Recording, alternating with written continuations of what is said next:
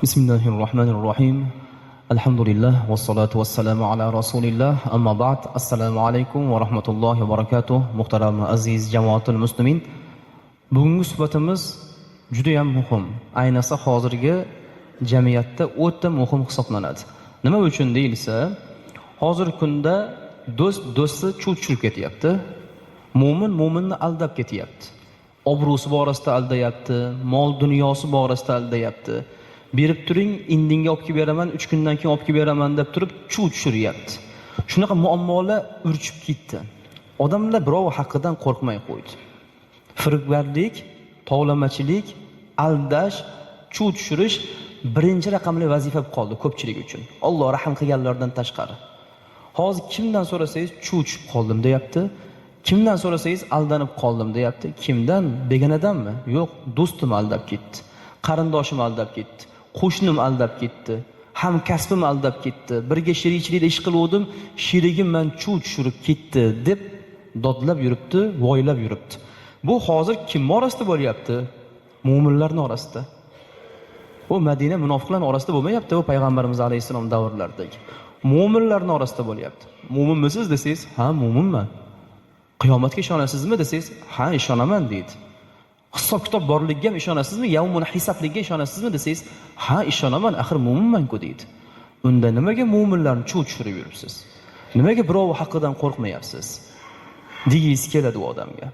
Qilayotgan amal, gapirilayotgan gapga teskari turibdi. Umuman bir-biriga to'g'ri kelmayapti. Oldin mo'minlar bunaqa emas edi. Oldin mo'minlar bitta lafzi yerda qolib ketishini orda bilardi, mahalladan ko'chib ketardi agar ozgina bir beburt bu odam, lafzi yo'q odam buni, ahdda turmaydi bu odam, omonatga rioya qilmaydi bu odam degan gap chiqib qolsa mahallada bir odam haqida, u odam bosh ko'tara olmas edi, chunki musulmonlar unday bo'lmagan edilar. Oldingi davrda, misol uchun, odamlar savdo sotiq qilsa, 10 asr oldin deng, ana 5 asr oldin deng, insoniyat rivojlanib fikrga har xil savdolar, pulni ko'paytirish fikri kelmagan paytlar edi u payt. Qanoatga insonlar juda ham qattiq bel bog'lagan paytlar edi u payt. Insonlar Allohga rozi bo'lgan paytlar edi u payt. Rizqiga iymon keltirgan paytlar edi u payt. O'sha paytlarda do'konlarda yoki tashqarida yoymalarda savdo rastalarida tursalar, Allohu akbar deb muazzin azonni aytsa, shundan o'sha joyga tashlab ketishaveradi. Oldin shunaqa bo'lgan. Nimaga? Mo'minlar bir-biriga ishongan. Lekin hozir mo'minlar bir-biriga ishonmaydi. Hatto boshqa din vakiliga ishonadi, lekin mo'minga ishonmaydi. Bu qiyomatga yaqinlashib qolganiga dalil. Qiyomatga ana shunday haqlar suiiste'mol qilinadi. Hech kimga haqqi berilmaydi. Shunaqa insonlar haqqi yeyishga qarab ketishni boshlaydi. Zolim bo'lib ketib qoladi. Birov haqqini yeb zulm qiladi, bermasdan zulm qilib yuradi. Ana shunday firibgarlar, tovlamachilar sekin astalik bilan ko'payadi. Bilasizmi nimaga? Jahannamga tushsam ham pul topsam bo'ldi deydi. Och qolmasam bo'ldi deydi. Qimmat mashinani minib yursam, yurayki jahannamga tushsam ham mayli deydi. Pulim ko'p bo'lsin deydi. Qimmat soatlar taqay deydi. Qimmat kiyimlar kiyay deydi. Insonlarni lol qildiray, hayron qoldiray. Jahannam evaziga akalar, bu qoida jahannam turibdi yog'ida.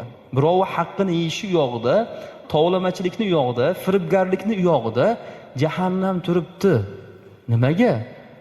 Biz u oyatlarni o'tganmiz. Vaylul lil mutaffifin dedi Alloh. Urib qoluvchilarga jahannam bo'lsin dedi. Urib qoluvchi, tarozidan ham urib qoluvchi, ibodatda ham urib qoluvchi, birov haqqini ham urib qoluvchi, birovi sarmoyasini o'zini sarmoyasiga o'zlashtirib, u bechora sarmoyasini aylantira olmasdan birovga pulni berib qo'ygan yuraveradi.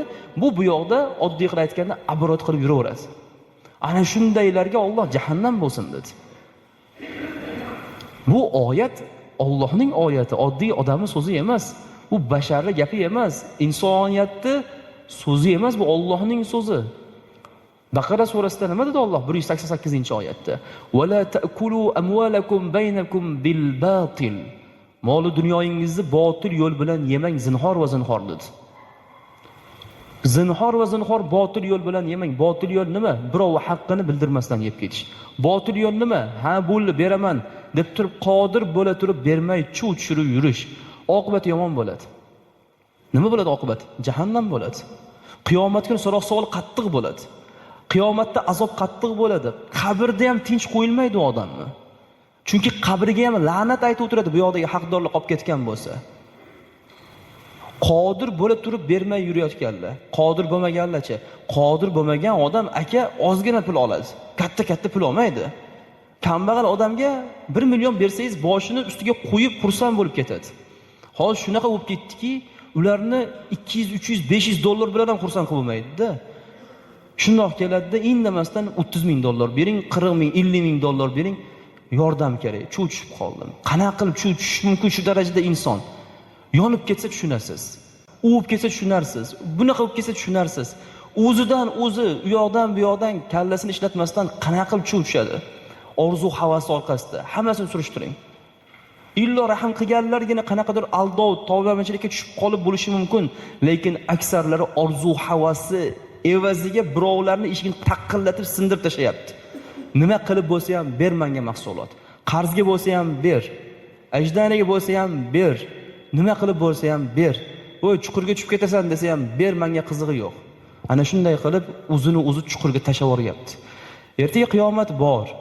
Balki ular bu so'zlarni eshitishar, balki eshitishmas. Lekin hujjat qoyim bo'laveradi hammalarining zimmalariga.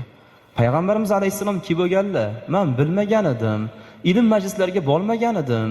Borsam ilmim oshib ketib amal qilishim mumkin. O'sha uchun bormasdan amal qilmay Allohning shariatiga parda yopib yuraverdim deya olmaydilar. Hozir shunaqa yigitlar bor-ku, ilm majlisiga bormang, borsangiz amal qilishingizga to'g'ri keladi. Sen musulmonmisan deysiz unga. Amal qilish uchun yaratilganmiz-ku o'zi. Amaldan ham qochib bo'ladimi? Ilmdan ham qochib bo'ladimi degingiz keladi. Ana shunday o'zini o'zi aldaydi, birovlarni aldaydi. Ular go'yoki Allohni aldayapmiz deydilar. Aslida unday emas. Ular o'zlarini aldayaptilar xolos. Qiyomat bag'uta, to'satdan shundoq keladi, olib ketadi, uzishga vaqt bermaydi Alloh. O'shanisi yomonda. Uzishga vaqt bersa-ku mayli. Bugun seni kuning kelyapti, 10 kundan keyin o'lasan, ungacha oldi birdilarni chiroyli holatiga solgin, qarzlaringni uzgin, hech kimda haq qolib ketmasin, ana shunday vafot etgin deb 10 kungina vaqt bersa edi Alloh, uyimiz sotib bo'lsa ham qarzlarimizni to'lab o'limga tayyorgarlik ko'rsak. Lekin to'satdan keladi-da. Baquvvat edi, kuchli edi, ustilarida qimmat kiyimlari bor edi, qo'llarida qimmat soatlari bor, telefonlari bor edi. Inamarka mashina ichiga kirib olishganida to'satdan bitta katta yuk mashinasi keldi, bosib o'tib ketib dunyodan ko'z yumdilar. O'shancha qarzlar qolib ketdi. Zurriyotlarning qarzi ichiga ko'mib vafot etdilar. Ular bir umr uyini sotgan, hamma narsani sotgan, boshqalarning uyida ijarada yashab yuradigan bo'lib qoldi. Otalar farzandiga shuni ravo ko'radimi? Farzandim yaxshi yashasin deb orzu havosiga qarz olib yashaydimi hech qayerda? Boriga qanoat qilib yashasa bo'lmaydimi? Ikki tarafda muammo bor. Firibgarda ham muammo bor. Unga chuv tushayotgan soddada ham muammo bor. Ertaga qiyomat kunida Alloh haqlarini olib berayotgan paytda afsus qiladilar. Nadomat qiladilar. Shunday nadomat qiladilarki, Alloh taolo bandani haqqini kechmaydi. Hozir ko'payib ketdi-da, akalar, juda ko'payib ketdi. Mo'minlarga rahim qilmayapti. Mo'minlarni chuqurga tushirib yuryapti. O'zini ham tushiryapti, boshqani ham tushiryapti, qo'rqmayapti. Alloh bor, ertaga qiyomat bor, biz mo'minmiz. Mo'min degan faqat Alloh bor deyishmas iymon. O'sha 7 ta iymon yodlaganmiz-ku yoshligimizda hammamiz. Amantu billahi va malaikatihi va kutubihi va rusulihi val yawmil akhir val qadari khayrihi va sharrihi min Alloh taala val ba'si ba'dal maut. Mana shu 7 ta iymonmi? Yo faqat Allohga iymon keltirsang bo'ldi, qolganiga shart emas dedimi Alloh. Shu iymonning ichidan bittasiga iymon keltirilmasa ham uni mo'min deyilmaydi. Aqidamiz shu. Hammasiga iymon keltiraman, lekin payg'ambarlarga ishonmayman. Allohga ishonaman lekin desa, uni mo'min deyilmaydi. Hammasiga iymon keltiraman val yawmil akhir. Oxiratga iymon keltirmayman desa, uni mo'min deyilmaydi. O'sha oxiratga iymon keltirdikmi? O'sha birovlarni chuv tushirayotganim, aldayotganim iymon keltirdimi?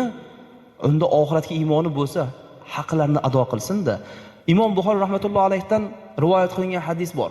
Sahihul Buxoriyda. Payg'ambarimiz alayhisalom aytadilar: "Kim boshqa bir mu'mindan uni chuv tushirish maqsadida mol dunyo olsa, qarz olsa, niyati chuv tushiraman, oddiy qilib aytganda yedirib ketaman degan niyati bo'lsa, Alloh taolo qiyomat kuni uni chuv tushiradi" dedilar. Yutqizadi degani bu. Alloh taolo unga o'sha sinovni berdi, sinovda yiqildi, qiyomat kuni hisob-kitob qattiq bo'ladi.